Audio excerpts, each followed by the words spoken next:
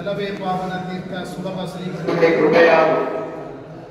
ಇವತ್ತು ನಮ್ಮ ಚಿತ್ರದುರ್ಗ ಪಟ್ಟಣದಲ್ಲಿ ವಿಶ್ವಗುರು ಬಸವಣ್ಣನವರ ಆತ್ಮೀಯರು ಆಪ್ತ ಕಾರ್ಯದರ್ಶಿಗಳು ಆಗಿರುವಂಥ 12ನೇ ಶತಮಾನದ ಕಡಪದ ಅಪ್ಪಣ್ಣನವರ ಜಯಂತಿ ಮಹೋತ್ಸವ ಕಾರ್ಯಕ್ರಮದ ನೇತೃತ್ವ ವಹಿಸಿಕೊಂಡಿರುವಂತಹ ಶ್ರೀರಾಮನಗರದ ಪರಮ ಪೂಜ್ಯ ಅನಂತ ವಂದನೆಗಳನ್ನು ಹೇಳುತ್ತಾ ಈ ಕಾರ್ಯಕ್ರಮದ ಉದ್ಘಾಟನೆಗೆ ಆಗಮಿಸಿರುವಂತಹ ತಹಸೀಲ್ದಾರ್ ಆಗಿರುವಂತಹ ನಮ್ಮವರೇ ಆದ ಆತ್ಮೀಯ ರಾಜ್ಕುಮಾರ್ ಸರ್ ಅವರಿಗೂ ಈ ಕಾರ್ಯಕ್ರಮದಲ್ಲಿ ಪಾಲ್ಗೊಂಡಿರುವಂತಹ ಜಿಲ್ಲಾಧ್ಯಕ್ಷರಾಗಿರುವಂತಹ ನಮ್ಮ ಈರಣ್ಣ ಸಣ್ಣೂರ್ಕರ್ ಅವರಿಗೂ, ಸೇಡಂ ತಾಲೂಕು ಅಧ್ಯಕ್ಷರಾಗಿರುವಂತಹ ನಂದಕುಮಾರ್ ಹೆಬ್ಬಾದ್ ಅವರಿಗೂ, ಬಸವರಾಜ್ ಸೂಗೂರ್ ಅವರಿಗೂ, ವೇದಿಕೆ ಮೇಲೆ ಬಹಳಷ್ಟು ಜನ ಕುಳಿತಿದ್ದಾರೆ, ಬಹುಶಃ ಈಗ ಸಮಯ ಇಲ್ಲ. ವೇದಿಕೆ ಮೇಲೆ ಕುಳಿತಿರುವಂತಹ ಮುಖ್ಯ ಅತಿಥಿಗಳಿಗೂ, ಈ ಸಭೆಯ ಸಂಚಾಲಕರಾಗಿರುವಂತಹ ಭಗವಂತ್ ಸರ್ ಅವರಿಗೂ, ಈ ಕಾರ್ಯಕ್ರಮದಲ್ಲಿ ಪಾಲ್ಗೊಂಡಿರುವಂತಹ ಸಮಸ್ತ ನನ್ನ ಶರಣ ತಂದೆ ತಾಯಿಗಳೇ, ತಮ್ಮೆಲ್ಲರಿಗೂ ಕೂಡ ಅನಂತ ಶರಣವು ಶರಣಾರ್ಥಿ. ಬಹುಶಃ ಈಗಾಗಲೇ ಸಮಯವೂ ಕೂಡ ಪಾಳಾಗಿದೆ, ನಾವು ಇನ್ನೂ ಹೋಗೋದಿದೆ. ಬಹುಶಃ ಜಲ್ದಿ ಬಿಟ್ಟರೆ ನಮಗೂ ಬಹಳ ಅನುಕೂಲ ಆಗ್ತದೆ. ಆದ್ರೆ ಇವತ್ತು ಕಾರ್ಯಕ್ರಮ ಹೆಂಗಿತ್ತು ನಮಗಂದ್ರೆ ಈ ಕಾರ್ಯಕ್ರಮಕ್ಕೆ ಬರ್ತೀವೋ ಇಲ್ಲೋ ಅನ್ನೋ ಮಟ್ಟಿಗೆ ಬೇರೆ ಕಡೆ ಹೋಗೋದಿತ್ತು.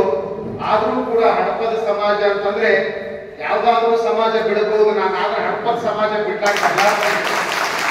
ಆ ಜೊತೆಯಲ್ಲಿ ಈ ಕಾರ್ಯಕ್ರಮಕ್ಕೆ ನಾನು ಹೇಳಿದ್ದೆ, ಒಂದು ಹಳ್ಳಿಗೆ ಹೋಗೋದಿತ್ತು. ನಾನು ಒಮ್ಮೆ ಕಾರ್ಯಕ್ರಮಕ್ಕೆ ಬರ್ತೀನಿ ಅಂತಂದ್ರೆ ನಮ್ಮ ಮಲ್ಲೂರ್ ಆಗಿರ್ಬೋದು, ನಮ್ಮ ಮುರಳಿ ಆಗಿರ್ಬೋದು, ಅವ್ರ ಮಠಕ್ಕೆ ಕಾರ್ ಕಳಿಸಿಬಿಟ್ರು, ಮುದ್ದೇರಿಗೆ ಕರ್ಕೊಂಡು ಬರ್ರಿ ಅಂತೇಳಿ. ನಾ ಬರಂಗಿಲ್ಲ ಅಂತಂದ್ರೆ ಬಹುಶಃ ಅವ್ರು ಹಿಡ್ಕೊಂಡು ಬರೋಷ್ಟ್ರ ಮಟ್ಟಿಗೆ ತಯಾರಿದ್ರೇನೋ ಅಂತ ಅನಿಸ್ತದೆ ನನಗೆ. ಇಲ್ಲ ಮುದ್ದೇರೆ, ನೀವು 2 ಗಿಳದು ಪಾಲ್ಗೊಳ್ಬೇಕು ಅಂತ ಹೇಳಿ ಕಾರ್ ಕಳಿಸಿದ್ರು. ನಾನು ಬಂದೆ, ಆ ಮೆರವಣಿಗೆ ನೋಡಿದೆ. ನಮ್ಮ ಈರಣ್ಣ ಅವರು ಹೇಳಿದ ಹಾಗೆ 10,000 ಜನ ಇದ್ದಾರೆ, 20,000 ಜನ ಇದೆ ನಮ್ಮ ತಾಲೂಕಿನಲ್ಲಿ ಅಂತಂದ್ರು. ಆ 10,000 ಬೇಡ, 20,000 ಬೇಡ, ಹಡಪದ ಅಪ್ಪಣ್ಣನವರಿಗೆ ಇವತ್ತೇನು ನೀವು ಬಂದಿರಲ್ಲ, ನೀವು ನಿಜವಾದ ಭಕ್ತರು ಅನ್ನುವಂತ ಅದೆಲ್ಲ ಬಹುಶಃ ಹೆಸರಿಗೆ ಇರಬೇಕಷ್ಟೇ, ಆದ್ರೆ ಅಭಿಮಾನ ಬೇಕ. ಹೆಸರಿಗೆ ಸಮಾಜ 10,000 ಇರಬಹುದು, 20,000 ಇರಬಹುದು. ನನಗೆ ಯಾರೋ ಮೊಬೈಲ್ದಾಗ ತೋರಿಸಿದ್ರು, ಮುತ್ತೇರೆ ಈ ಕಾರ್ಯಕ್ರಮಕ್ಕೆ ಬರಬೇಡ್ರಿ ಅಂತ ಹೇಳಿ ಯಾರೋ ಮೆಸೇಜ್ ಹಾಕ್ಯಾರ ಅಂತ ಹೇಳಿ. ಬಹುಶಃ ಅವ್ರು ನನ್ನ ಎದುರು ಏನಾದ್ರು ಬಂದು ತೋರಿಸಿ ಅವನು ಹಾಕಿನವಿದ್ದಂದ್ರೆ ಅವನಿಗೆ ಅಲ್ಲೇ ಕಪಾಳ ಕೊಡೋದು ಬಿಡ್ತಿದ್ದಾನೆ. ಈ ಸಮಾಜದಲ್ಲಿ ಕೂಡ ಹುಟ್ಟಬಾರ್ದು ಅವರೆಲ್ಲ. ಯಾಕಂದ್ರೆ ಮನುಷ್ಯನಿಗೆ ನನ್ನದು ಅನ್ನುವಂತ ಅಭಿಮಾನ ಇರಬೇಕು. ಹೇಗಿರ್ಬೇಕು ಅಂದ್ರೆ ಸ್ವಾಮಿ ವಿವೇಕಾನಂದಗಿದ್ದಂಗೆ ಇರಬೇಕು. ನಮ್ಗೆ ಯಾವ ಅಭಿಮಾನ ಇದೆ? ಒಂದು ಊರ ಅಭಿಮಾನ ಇಲ್ಲ, ಸಮಾಜಾಭಿಮಾನ ಇಲ್ಲ, ಜಯಂತಿ ಅಭಿಮಾನ ಇಲ್ಲ, ಒಂದು ಕಳಕಳಿ ಇಲ್ಲ. ಸ್ವಾಮಿ ವಿವೇಕಾನಂದರು ಚಿಕಾಗೋ ದೇಶಕ್ಕೆ ಹೋಗಿ ತಮ್ಮ ಭಾಷಣವನ್ನ ಮುಗಿಸಿ ಮರಳಿ ಭಾರತ ದೇಶಕ್ಕೆ ಬರುವಾಗ ಮುಖ ಸಾಫು ಮಾಡಿಕೊಂಡು ನಿಂತಿದ್ರು. ಎಲ್ಲೋ ಒಂದು ಕಡೆ ಮುಖ ಸಾಫು ಮಾಡಿಕೊಂಡು ನಿಂತಾಗ ಒಬ್ಬ ಹುಡುಗ, 5-6 ವರ್ಷದ ಹುಡುಗ ಸ್ವಾಮಿ ವಿವೇಕಾನಂದರಿಗೆ ಹೋಗಿ ಕೇಳ್ತಾನೆ, ವಿವೇಕಾನಂದ್ರೆ ನೀವು ಬಹಳ ಅದ್ಭುತವಾಗಿರುವಂತಹ ಉಪನ್ಯಾಸವನ್ನ ನೀಡಿ ಇಲ್ಲಾಕೆ ನಿಮ್ಮ ಮುಖ ಸಾಫ್ ಮಾಡ್ಕೊಂಡು ನಿಂತೀರಲ್ಲ ಅಂದಾಗ ಆವಾಗ ವಿವೇಕಾನಂದರು ಹೇಳಿದ್ರಂತೆ, ಏನಿಲ್ಲ ತಮ್ಮ, ನನ್ನ ಹೊಟ್ಟಿ ಹಸುವಾಗ್ಯದ, ನಾನು ತಿನ್ನುವಂತ ಹಣ್ಣು ಹುಡುಕಾಡಿದೆ, ಈ ನಿಮ್ಮ ದೇಶದೊಳಗೆ ಸಿಗಲಿಲ್ಲ, ಅದಕ್ಕೆ ನಾನು ಮುಖ ಸಾಫ್ ಮಾಡಿಕೊಂಡು ನಿಂತೀನಿ ಅಂತ ಹೇಳಿದ್ರು. ಆವಾಗ 5-6 ವರ್ಷದ ಹುಡುಗ ಹೇಳಿದಂತ, ಸ್ವಾಮೀಜಿ ಅವರೇ ನೀವು ಇಲ್ಲೇ ನಿಂತಿರ್ರಿ, ನಾನು 10 ನಿಮಿಷದೊಳಗ ನಮ್ಮ ಮನೆಗೆ ಹೋಗಿ ನಾನು ಬರ್ತೀನಿ, ಒಂದು 10 ನಿಮಿಷ ನಿಂತಿರ್ರಿ ಅಂತ ಹೇಳಿ ವಿವೇಕಾನಂದರಿಗೆ ಅಲ್ಲೇ ನಿಂದಿರಿಸಿ ಆ ಹುಡುಗ ಓಡಿ ಹೋಗಿ ಮನೆಗೆ ಹೋಗಿ ತನ್ನ ತಾಯಿಗೆ ಹೇಳ್ತಾನಂತೆ, ಸ್ವಾಮಿ ವಿವೇಕಾನಂದರಿಗಿಂತ ಹಣ್ಣು ಬೇಕಾಗಿದೆ, ನಮ್ಮ ಮನೆಯೊಳಗಿದ್ರು ಕೊಡು ಅಂತ ಹೇಳಿ ಆ ಹಣ್ಣು ತಗೊಂಡು ಓಡೋಡಿ ಬಂದು ಆ ಸ್ವಾಮಿ ವಿವೇಕಾನಂದರಿಗೆ ಕೊಟ್ಟಾಗ ಅವರ ಕಣ್ಣಾಗಿ ನೀರು ಬಂತು ಅಂತ. ಆವಾಗ ಆ ಹುಡುಗನಿಗೆ ಹೇಳ್ತಾರೆ, ತಮ್ಮ ನೀ ನನ್ನ ಹೊಟ್ಟೆ ತುಂಬಿಸಿದಿ, ನಿನಗೆ ಏನು ಬಹುಮಾನ ಕೊಟ್ಟು ನನ್ನ ದೇಶಕ್ಕೆ ಹೋಗ್ಲಿ ಅಂತ ಕೇಳಿದ್ರು. ಯಾರು? ಸ್ವಾಮಿ ವಿವೇಕಾನಂದರಿಗೆ ಕೇಳ್ತಾರೆ, ನೀನು ಸಣ್ಣ ಹುಡುಗ ಆಗಿದ್ರು ಕೂಡ ನನ್ನ ಅರ್ಥ ಮಾಡ್ಕೊಂಡಿಯಲ್ಲ, ನನ್ನ ಹೊಟ್ಟೆ ತುಂಬಿಸಿದಿ, ಹಣ್ಣು ತಂದು ಕೊಟ್ಟಿ, ನಾನು ತಿನ್ನುವಂತ ಹಣ್ಣು ತಂದು ಕೊಟ್ಟಿಯಲ್ಲ, ನಾನು ನನ್ನ ದೇಶಕ್ಕೆ ಹೊರಟೀನಿ, ನಿನಗೆ ಏನು ಬಹುಮಾನ ಕೊಟ್ಟು ಹೋಗ್ಲಿಕ್ಕೆ ಹೇಳುವಂತಂದಾಗ ಆ ಹುಡುಗ ಹೇಳ್ತಾನೆ, ಸ್ವಾಮಿ ವಿವೇಕಾನಂದ್ರೆ ನೀವು ನಿಜವಾಗ್ಲೂ ನನಗೆ ಬಹುಮಾನ ಕೊಡೋದೇ ಆದ್ರೆ ಕೊಡಬೇಕು ನೋಡ್ರಿ, ಮತ್ತು ಸುಳ್ಳು ಹೇಳಿ ಓದಿದ್ದೀರಿ ಅಂದಾಗ ಅವಾಗ ಭಾಷೆ ತಗೋತಾನ, ನೀವು ನನಗೆ ಬಹುಮಾನ ಕೊಡ್ತೀನಿ ಅಂತ ಹೇಳಿ ನನ್ನ ಕೈ ಮೇಲೆ ಕೈ ಹಾಕಿ ಅಂತ ಭಾಷೆ ತಗೊಂಡಂತ ಸ್ವಾಮಿ ವಿವೇಕಾನಂದರು ನೀ ಏನು ಕೇಳ್ತಿ ಕೇಳು, ಅದು ಕೊಟ್ಟು ಹೋಗ್ತೀನಿ ಅಂತ ಭಾಷೆ ಕೊಟ್ಟಾಗ ಆ 5-6 ವರ್ಷದ ಹುಡುಗ 50 ವರ್ಷದವಲ್ಲ, ನಮ್ಮಂಗ 20 ವರ್ಷದವಲ್ಲ, 40 ವರ್ಷದವಲ್ಲ, 5-6 ವರ್ಷದ ಹುಡುಗ ಮಾತು ತಗೊಂಡು ಒಂದು ಬಹುಮಾನ ಕೇಳ್ತಾನ ವಿವೇಕಾನಂದರಿಗೆ. ಏನಂತ ಕೇಳಿದ, ನೋಡ್ರಿ, ನೀವು ನಿಮ್ಮ ದೇಶಕ್ಕೆ ಹೋದ ಮೇಲೆ, ಭಾರತ ದೇಶಕ್ಕೆ ಹೋದ ಮೇಲೆ ನಾನು ಇಂಥ ದೇಶಕ್ಕೆ ಉಪನ್ಯಾಸಕ್ಕೆ ಹೋಗಿದ್ದೆ, ಅಲ್ಲಿ ನನಗೆ ತಿನ್ನುವಂತ ಹಣ್ಣು ಸಿಗಲಿಲ್ಲ ಅಂತ ಹೇಳಿ ನಮ್ಮ ದೇಶದ ಮರ್ಯಾದೆ ಕಳಿಬೇಡ್ರಿ, ಅದು ಒಂದು ನನಗೆ ಭಾಷೆ ಕೊಡ್ರಿ ಅಂತ ಹೇಳಿ ಯಾಕೆ ಈ ಮಾತನ್ನು ಹೇಳ್ತೀನಿ ಅಂದ್ರೆ, ಅವನಲ್ಲಿರುವಂತ ಅಭಿಮಾನ ಎಂತದ್ದು, ನಮ್ಮಲ್ಲಿರುವಂತ ಅಭಿಮಾನ ಎಂತದ್ದು. ನಮ್ಮ ಜಯಂತಿಯನ್ನೇ ನಾವೇ ಅದನ್ನು ಮುಂದೂಡಬೇಕು, ನಾವೇ ಕಳಿಸ್ಬೇಕು, ನಾವೇ ಜನ ಬದಲಾಟಂಗ ಮಾಡ್ತೀವಿ ಅಂತಂದ್ರೆ ಬಹುಶಃ ಅವರೆಲ್ಲ ಹಡಪದ ಅಪ್ಪಣ್ಣನ ಶಾಪಕ್ಕೆ ಗುರಿಯಾಗೋರು ವಿನ ಅವ್ರು ಯಾರೋ ಆಶೀರ್ವಾದಕ್ಕ ದೇವರು ಅಲ್ಲ ಅನ್ನುವಂತಹ ಮಾತನ್ನು ಈ ಸಂದರ್ಭದಲ್ಲಿ ಹೇಳಬೇಕಾಗ್ತದೆ. ಎಂತೆಂಥ ಸಮಾಜ, ನಿನ್ನೆ ಮೊನ್ನೆ ಹುಟ್ಟಿಕೊಂಡಿರುವಂತಹ ಸಮಾಜಗಳು ಇವತ್ತು ಹೆಮ್ಮರವಾಗಿ ಬೆಳೆದು ನಿಂತಿದ್ದಾವೆ. ಇವತ್ತು ಹಡಪದ ಸಮಾಜ ಆರ್ಥಿಕವಾಗಿ, ಶೈಕ್ಷಣಿಕವಾಗಿ ಎಲ್ಲಾ ರೀತಿಯಿಂದ ನಾವು ಇದ್ರೂ ಕೂಡ ಇವತ್ತು ನಮ್ಮ ಸಮಾಜದಲ್ಲಿ ಇಂತಿಂತ ವ್ಯಕ್ತಿಗಳದಾರೆ ಅಂತಂದ್ರೆ ಇವತ್ತು ಹಡಪದ ಅಪ್ಪಣ್ಣನೇ, ಆ ಗುರು ಬಸವಣ್ಣನೇ ಅವರು ಒಳ್ಳೆಯ ಬುದ್ಧಿಯನ್ನು ಕೊಡಬೇಕು ಅನ್ನುವಂತಹ ಮಾತು ಕೂಡ ಈ ಸಂದರ್ಭದಲ್ಲಿ ಇರ್ತವೆ. ಸಮಾಜ ಅಂದ ಮೇಲೆ ಏನೋ ಒಂದು ರಾಜಕೀಯ ಇರ್ತವೆ, ವೈಮನಸ್ಸು ಇರ್ತದೆ. ರಾಜಕೀಯ ಮಾಡ್ರಿ, ವೈಮನಸ್ಸು ಮಾಡ್ರಿ, ಆದ್ರೆ ಹಡಪದ ಅಪ್ಪಣ್ಣನ ವಿಷಯ ಬಂದಾಗ, ಹಡಪದ ಸಮಾಜ ಅಂತ ಬಂದಾಗ ನಾವೆಲ್ಲರೂ ಅಪ್ಪಣ್ಣನ ಭಕ್ತರಾಗಿ ಕೆಲಸ ಮಾಡಬೇಕು ವಿನ ಅಲ್ಲಿ ರಾಜಕೀಯ ತರಬಾರ್ದು, ಮತ್ತೊಂದು ತರಬಾರ್ದು. ಇವತ್ತು ನಮ್ಮ ತಾಲೂಕಾ ಅಧ್ಯಕ್ಷರು ಬಹುಶಃ ಈ ವೇದಿಕೆ ಮೇಲೆ ಕಾಣ್ತಾ ಇಲ್ಲ, ಅವರಿಗೂ ಹೇಳ್ತೀನಿ, ತಾಕತ್ತಿದ್ರೆ ಸಮಾಜ ಅಧ್ಯಕ್ಷರಾಗಿ ಮುಂದುವರಿರಿ, ಇಲ್ಲ ರಾಜೀನಾಮೆ ಕೊಡಿ ಅಂತಾರೆ. ಸಮಾಜದ ಅಧ್ಯಕ್ಷರಾದ ಮೇಲೆ, ಮಠಾಧೀಶರಾದ ಮೇಲೆ, ತಹಸೀಲ್ದಾರ್ ಮೇಲೆ, MLA ಅಂದ ಮೇಲೆ, ಮಂತ್ರಿಗಳಂದ ಮೇಲೆ ನಮಗ ಬರದ ಕಷ್ಟ ಉಳಿದವರು ಯಾರಿಗೂ ಬರಂಗಿಲ್ಲ. ಆ ತಾಕತ್ತಿದ್ದಾಗ ಮಾತ್ರ ನಾವು ಕುರ್ಚಿ ಮೇಲೆ ಕುಂದಿರಬೇಕು, ಇಲ್ಲ ರಾಜೀನಾಮೆ ಕೊಟ್ಟು ಮನೆಗೆ ಹೋಗಿ ಬಿಡಬೇಕಾಗ್ತದೆ. ಇವತ್ತು ಈ ಕಾರ್ಯಕ್ರಮ ಬಹುಶಃ ನಾನು ಆ ಮೊಬೈಲ್ದಲ್ಲಿ ನೋಡಿದಾಗ ಈ ಕಾರ್ಯಕ್ರಮ ಆಗಬಾರದು ಕಡೆಯಿಂದ, ಆದ್ರೆ ಆ ಕಾರ್ಯಕ್ರಮದ ಯಶಸ್ವಿ ಯಾರಿಗಾದರೂ ಸತ್ತಿದ್ರೆ ನಮ್ಮ ನಾಗರಾಜ ಸಾತ್ನೂರ್ ಅವರಿಗೆ ಕಲ್ಪನೆ ಅನ್ನುವಂತಹ ಮಾತು ಕೂಡ ಈ ಸಂದರ್ಭದಲ್ಲಿ ಹೇಳಬೇಕಾಗ್ತದೆ. ನಾಚಿಕೆ ಬರಬೇಕು, ನಮ್ಮ ತಾಲೂಕಿನವ್ರಿಗೆ ನಾಚಿಕೆ ಬರಬೇಕು, ಊರಾನವ್ರಿಗೆ ನಾಚಿಕೆ ಬರಬೇಕು. ಹೊರಗಿಂದ ಬಂದಾರ, ಈರಣ್ಣ ಬಂದಾರ, ನಮ್ಮ ಬಸವರಾಜ್ ಸುಗೂರ್ ಅವರು ಬಂದಾರ, ಭಗವಂತ ಸರ್ ಬಂದಾರ, ಹೊರಗಿನವರೆಲ್ಲರೂ ಆ ಹಳ್ಳಿ ಈ ಹಳ್ಳಿಯಿಂದ ಬಂದಾಗ ಇವತ್ತು ನಮ್ಮ ಊರಿನ ಅಭಿಮಾನ, ನಮ್ಮ ಸಮಾಜದ ಗುರುವಿನ ಜಯಂತ್ಯೋತ್ಸವವನ್ನು ನಾವು ಮಾಡದೆ ಮತ್ಯಾವ ಸಮಾಜದವ್ರು ಮಾಡ್ಬೇಕ್ರಿ, ಮತ್ಯಾವ ಸಮಾಜದವ್ರು ಮಾಡ್ಬೇಕು. ಈ ಅಭಿಮಾನ ಎಲ್ಲಿಯವರೆಗೂ ಬರೋದಿಲ್ಲ, ಅಲ್ಲಿವರೆಗೂ ನೀವು ಗುರು ದ್ರೋಹಿಗಳಾಗಿರ್ತೀರಿ ಅನ್ನುವಂತಹ ಮಾತು ಕೂಡ ಈ ಸಂದರ್ಭದಲ್ಲಿ ಹೇಳಬೇಕಾಗ್ತದೆ.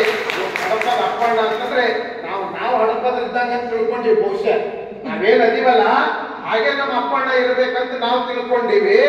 ಒಂದು ಮಾತನ್ನ ಹೇಳ್ತೇನೆ, ವಿಶ್ವಗುರು ಬಸವಣ್ಣ ಒಂದು ಸಮಯಕ್ಕ ಹಡಪದ ಅಪ್ಪಣ್ಣನ ಪಾದ ಮುಟ್ಟಬೇಕಂತ ಪ್ರಯತ್ನ ಮಾಡಿದ. ಪಾದ ಮುಟ್ಟಬೇಕಂತ ನೋಡಿ, ಎಲ್ಲಿಯ ಬಸವಣ್ಣ, ಎಲ್ಲಿಯ ಹಡಪದ ಅಪ್ಪಣ್ಣ.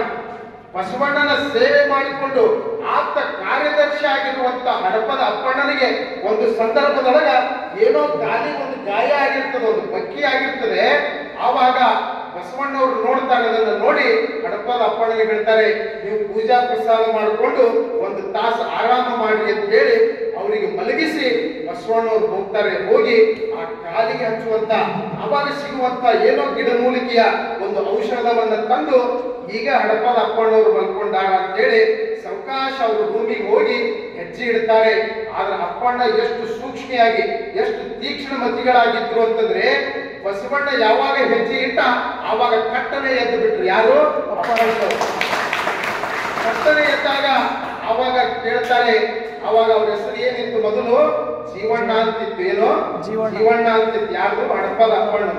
ಬಸವಣ್ಣ ಯಾವಾಗ ಹೆಜ್ಜೆ ಇಟ್ಟ ಕಟ್ಟನೆ ಎದ್ದು ನೋಡ್ತಾನೆ ಬಸವಣ್ಣವರಿಗೆ, ಅಪ್ಪೋರೆ ನೀವ್ಯಾಕೆ ಇಲ್ಲಿ ಬಂದ್ರಿ, ನನ್ನ ಹತ್ರ ಯಾಕೆ ಬಂದ್ರಿ, ಕೈಯೊಳಗೆ ಏನೋ ಹಿಡ್ಕೊಂಡು ಬಂದಿರಲ್ಲ ಅಂದಾಗ ಬಸವಣ್ಣವ್ರು ಹೇಳ್ತಾರೆ, ಇಲ್ಲಪ್ಪ ಕೈಯೊಳಗ ಔಷಧ ಇದೆ, ಅದಕ್ಕೆ ನಿನ್ನ ಕಾಲಿಗೆ ಸ್ವಲ್ಪ ನೋವಾಗಿತ್ತಲ್ಲ, ಆ ಗಾಯಕ್ಕ ಔಷಧಿ ತಂದೀನಿ, ನಾನು ಹಚ್ಚಬೇಕಂತ ಮಾಡೀನಿ ಅಂದಾಗ ಆವಾಗ ಅಪ್ಪಣ್ಣ ಹೇಳ್ತಾನೆ, ಯಪ್ಪ ನನಗೆ ಯಾವ ಪಾಪಕ್ಕೆ ಕೆಡಬೇಕಂತ ಮಾಡೀನಿ, ನನ್ನನ್ನ ಯಾವ ಪಾಪಕ್ಕೆ ಕೆಡಬೇಕಂತ ಮಾಡಿ 10-15 ವರ್ಷ ನಿನ್ನ ಸೇವೆಯನ್ನ ಮಾಡೀನಿ, ನನಗೆ ಪಾದ ಮುಟ್ಟಿ ಮತ್ತೆ ಯಾವ ಪಾಪಕ್ಕೆ ಕೆಡಬೇಕಂತ ಮಾಡಿ ಅಂದಾಗ ಬಸವಣ್ಣವ್ರು ಹೇಳ್ತಾರೆ, ನಾನು ಮನೆ ಬಿಟ್ಟು ಬರುವಾಗ ನನ್ನ ಅಕ್ಕ ಬರಲಿಲ್ಲ, ನನ್ನ ತಂಗಿ ಬರಲಿಲ್ಲ, ನಮ್ಮ ಅಪ್ಪ ಬರಲಿಲ್ಲ, ನಮ್ಮ ಅವ್ವ ಬರಲಿಲ್ಲ. ಆದ್ರೆ ನನ್ನ ಜೊತೆಯಾಗಿದ್ದವರು ನನ್ನ ಅಣ್ಣ ಆಗಿ, ನನ್ನ ಅಕ್ಕ ಆಗಿ, ನನ್ನ ತಂಗಿಯಾಗಿ, ನನ್ನ ತಂದೆ ತಾಯಿಯಾಗಿ. ಬಹುಶಃ ಬಸವಣ್ಣ ಒಂದು ವಚನ ಬರೆದ, ತಂದೆ ನೀನು, ತಾಯಿ ನೀನು, ಬಂಧು ನೀನು, ಬಳಗ ನೀನು ಅಂತ ಬರೆದನಲ್ಲ. ಬಹುಶಃ ಅದೇ ಸಂದರ್ಭಕ್ಕೆ ಬಂದಿರಬೇಕು ಅಂತ ನನಗನ್ನಿಸ್ತದೆ. ಬಸವಣ್ಣ ಹೇಳ್ತಾರೆ, ನನ್ನ ತಂದೆ ತಾಯಿಯಾಗಿ 12-15 ವರ್ಷ ಸೇವಾ ಮಾಡಿದವ ನಿನ್ನ ಪಾದಕ್ಕ ಈ ಔಷಧಿ ಹಚ್ಚಬೇಕಂತ ಮಾಡಿ ಅಂದಾಗ, ಆವಾಗ ಹಡಪದ ಅಪ್ಪಣ್ಣನವರು ಬಸವಣ್ಣವ್ರು ಪಾದ ಹಿಡ್ಕೊಂಡು ಗಳಗಳ ಗಳಗಳ ಹತ್ತು ಬಿಡ್ತಾರೆ. ಯಪ್ಪ, ಅಂತ ಪಾಪದ ಕೆಲಸ ನೀ ಮಾಡಕ್ ಹೋಗಬೇಡ, ನಾನು ನಿನ್ನ ಸೇವಾ ಮಾಡೀನಿ, ಆ ಪುಣ್ಯ ನನ್ನ ಪಾಪ ಎಲ್ಲ ಕಳ್ಕೊಂಡೀನಿ ಅಂದಾಗ ಬಸವಣ್ಣವರು ಆವಾಗ ಆ ಜೀವಣ್ಣ ಏನಿತ್ತಲ್ಲ, ಜೀವಣ್ಣ ಎದ್ದು ನಿಂತು ಜೋರಾಗಿ ಅಪ್ಕೊಳ್ತಾರೆ. ಆವಾಗ ಜೀವಣ್ಣ ಹೋಗಿ ಹಡಪದ ಅಪ್ಪಣ್ಣ ಅಂತ ಹೆಸರು ಬರ್ತದೆ. ಯಾಕೆ? ಅಪ್ಕೊಂಡಿದ್ದಕ್ಕಾಗಿ ಆ ಹೆಸರು ಬದಲಾಯಿತು. ಜೀವಣ್ಣ ಹೋಗಿ ಅಪ್ಪಣ್ಣ ಅನ್ನುವಂತ ಹೆಸರು ಬಂತು ಅನ್ನೋ ನೋಡ್ರಿ. ಒಬ್ಬ ಬಸವಣ್ಣ ಅಪ್ಪಣ್ಣನ ಪಾದ ಹಿಡ್ಕೋತೀನಿ ಅಂತಂದ್ರೆ ಅಪ್ಪಣ್ಣನವರ ವ್ಯಕ್ತಿತ್ವ, ಅವರ ಶಕ್ತಿ ಎಂಥದ್ದಿತ್ತು ಅನ್ನುವಂಥದ್ದನ್ನ ಇವತ್ತು ನಮ್ಮ ಸಮಾಜ ಅರ್ಥ ಮಾಡ್ಕೊಳ್ಳಿಲ್ಲ ಅಂತಂದ್ರೆ ಉಳಿದವ್ರು ಯಾರು ಅರ್ಥ ಮಾಡ್ಕೋಬೇಕು? ಇದು ದುರಂತ. ಇದು ಬಹಳ ದುರಂತದ ವಿಷಯ. ಅದಕ್ಕೆ ಮೊದಲು ನಿಮ್ಮದು ಏನೇ ವೈಮನಸ್ಸಿರ್ಲಿ, ಏನೇ ರಾಜಕೀಯ ಇರಲಿ, ಯಾವುದೇ ಕುರ್ಚಿ ಇರಲಿ, ಬಹುಶಃ ಸಿಎಂ ಕುರ್ಚಿ ಕಿರ್ಚಿ ನೀವೇನು ಸಾಯಂಕಾಲ ಬಿಡಮಂತ ಆ ಸಿಎಂ ಕುರ್ಚಿ ಕೊಡ್ತೀವಿ ಅಂತಂದ್ರೆ ಬಹುಶಃ ಪ್ರಾಣ ಹೋಗುತ್ತೆ ನಾ ಬಿಡುವ ಮಂದೆಲ್ಲ ಅನ್ನಿಸ್ತದೆ. ಯಾವುದೋ ಒಂದು ಕುರ್ಚಿ ಸಮಾಜದ ಸೇವೆ ಮಾಡೋದು ನನಗೆ ಸಿಕ್ಕಿದೆ ಅಂತಂದ್ರೆ ಅದು ನನ್ನ ಸೌಭಾಗ್ಯ ಅಂತ ತಿಳ್ಕೊಂಡು 4 ದಿವಸ ಸಿಗ್ಲಿ, 4 ತಿಂಗಳು ಸಿಗ್ಲಿ, 4 ವರ್ಷ ಸಿಗ್ಲಿ, ಆ ಅಪ್ಪಣ್ಣನ ಸೇವೆ ಮಾಡ್ತೀನಿ ಅನ್ನೋ ಭಾವ ಇಟ್ಟುಕೊಂಡು ನಾವು ಯಾರೇ ಇರಬಹುದು, ಎಂತೆ ಇರಬಹುದು, ಎಲ್ಲರೂ ನಾವು ಅಪ್ಪಣ್ಣನ ಭಕ್ತರಾಗಿ ನಾವು ಸೇವೆ ಮಾಡಬೇಕು, ನಾವು ದುಡಿಬೇಕು. ಅಣ್ಣ ಸಮಾಜ ಇವತ್ತು ನಮ್ಮನ್ನು ಮೆಚ್ಚಿಕೊಳ್ಳುವ ಹಾಗೆ ನಾವು ಕಾರ್ಯಕ್ರಮ ಮಾಡಿ ತೋರಿಸ್ಬೇಕು. ನಮಗೆ ಜನ ಬಹಳ ಕೂಡಿಲ್ಲ ಅಂತ ನೋವಿಲ್ಲ. 16,000 ಜನ, ಸಾವಿರಾರು ಜನ ಕೂಡಿಲ್ಲ ಅನ್ನುವಂತ ನೋವು ನಮಗಿಲ್ಲ. ನೀವೇನು 100 ಜನ ಕೂಡಿರಲ್ಲ, ಇವರೇ ನಿಜವಾದ ಹಡಪದ ಅಪ್ಪಣ್ಣನ ಭಕ್ತರು ಅನ್ನುವಂತ ಭಾವ ಅನ್ನುವಂತ ಮಾತನ್ನು ಈ ಸಂದರ್ಭದಲ್ಲಿ ಹೇಳಿ, ಇವತ್ತು ಇಲ್ಲಿ ನಮ್ಮ ಸೇಡಂ ತಾಲೂಕಿನ ಅಧ್ಯಕ್ಷರು ಬಂದಿದ್ದಾರೆ. ಅವರೆಲ್ಲ ಸೇಡಂ ತಾಲೂಕಿನಲ್ಲಿ ಅವರು ಕೂಡ ತಮ್ಮದೇ ಆಗಿರುವಂತಹ ಛಾಪನ್ನ ಮೂಡಿಸಿ, ಅವರಿಗೂ ಕಷ್ಟ ಇಲ್ಲಂತಿಲ್ಲ. ಅಧ್ಯಕ್ಷರು ಯಾರಿರ್ತಾವ ಎಲ್ಲರಿಗೂ ಇರ್ತಾವ. ನಮಗೇನು ಬಿಟ್ಟಾವ? ನಾವು ಎಂತೋ ಮಠ ಬಿಟ್ಟು ಹೋಗ್ಬೇಕು. ನಾವು ಯಾಕೋ ಮಗನ ಅಂತೀವಿ ಅಂತ ಸಂದರ್ಭ ಬಂದಾಗ ಏನಂತೀವಿ? ಇರ್ತಾರೆ ಸಮಾಜ ಅಂದ್ಮೇಲೆ ಮೆರೆಸೋರು ಇರ್ತಾರೆ, ಉರಿಯೋರು ಇರ್ತಾರೆ, ಇಬ್ರು ಇರ್ತಾರೆ. ಅದನ್ನ ಸಹನೆ ಮಾಡ್ಕೋಬೇಕು, ತಾಳ್ಬೇಕು. ತಾಳಿದಷ್ಟು ಮಾಡ್ತದೆ ಎನ್ನುವಂತಹ ಮಾತನ್ನು ಹೇಳ್ತಾರಲ್ಲ. ನನಗೆ ಕಷ್ಟ ಬಂದಾಗ ನನ್ನ ಹಿಂದೆ ನಿಂತಿರುವಂತಹ ಸಮಾಜ ಯಾವುದಾದ್ರೆ ಅದು ಹಡಪದ ಸಮಾಜ ಅನ್ನುವಂತಹ ಕಷ್ಟ ನಷ್ಟ ಬಂದಾಗ ಅವುಗಳನ್ನು ನಾವು ಎದುರಿಸಬೇಕು, ಸಮಾಜವನ್ನು ಮುನ್ನಡೆಸಿಕೊಂಡು ಹೋಗ್ಬೇಕು. ಇವತ್ತು ನಮ್ಮ ಈರಣ್ಣ ಸಣ್ಣೂರು ಅದಾರ, ಅವರಿಗೆ ಅಷ್ಟಿಲ್ಲ, ಅವರಿಗಂತೂ ಸಾವಿರಾರು ಕಷ್ಟ ಅದಾವೆ, ಸಾವಿರಾರು ತೊಂದರೆಗಳಿದಾವೆ.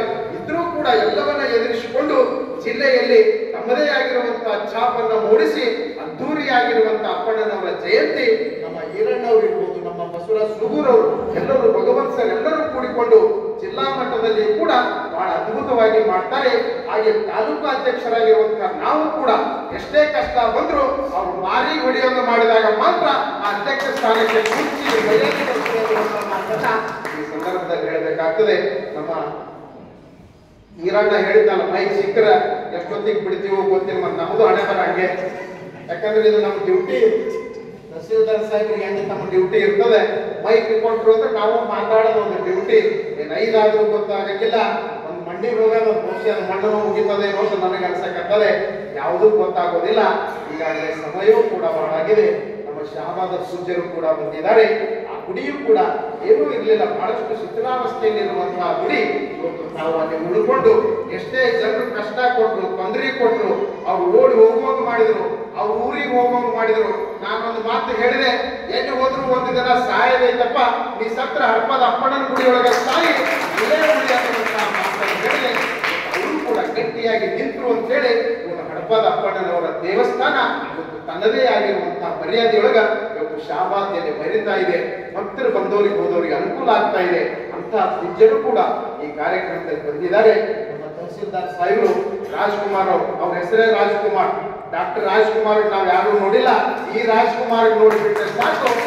ರಾಜ್ಕುಮಾರ್ ನೋಡಿಲ್ಲ, ಹಾಗೆ ಅಷ್ಟೇ ಸೌಮ್ಯ ಸೌಮ್ಯ ಸ್ವಭಾವದ ಅಧಿಕಾರಿ ಇದ್ರೂ ಕೂಡ ಅವರು ಈ ಕಾರ್ಯಕ್ರಮ ಮುಗಿಯುವವರೆಗೂ ಬಹಳಷ್ಟು ತಾಳ್ಮೆಯಿಂದ ಸಹಕಾರವನ್ನು ಕೊಟ್ಟು ಬೆಳಿಗ್ಗೆ ಅವರು ಚಾಲನೆ ಕೂಡ ಈ ಕಾರ್ಯಕ್ರಮಕ್ಕೆ ಕೊಟ್ಟಿದ್ದಾರೆ ಅನ್ನುವಂತಹ ಮಾತನ್ನು ಕೇಳಿದೆ.